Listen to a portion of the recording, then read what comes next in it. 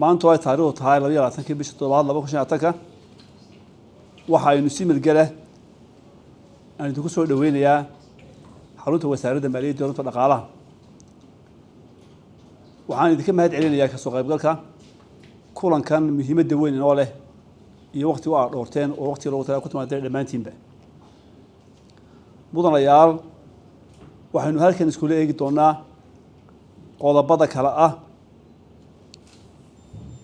habsami u socodka mashaariicda banka adduunku inagu caawiyo iyadoo aynu eegi doono bishii koowaad ilaa bishii lixaad sanadka lixda bilood sanadka u horeeya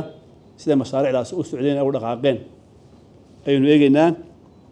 waxa kale inuu eegi doonaa caqabadaha inaga hor yimid haday noqoto kuwa xagga dhinaceena ah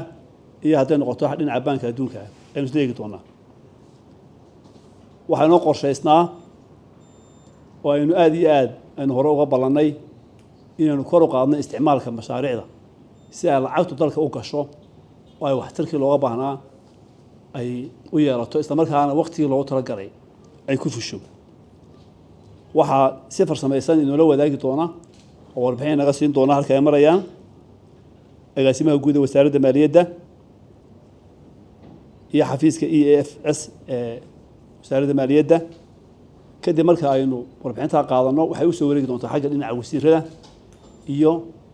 BIU-da mashaariicdaasi wasaaradaha ay u soo wareegi doontaa kadibna waxaanu soo saari doonaa halka aynu uga dhaqaaqayno wixii noo qabsoomay iyo sida aynu uga gudbayno wixii caqabadee jira inagoo isu dhan. Assalaamu calaykum waraxmatullahi wabarakaatuh.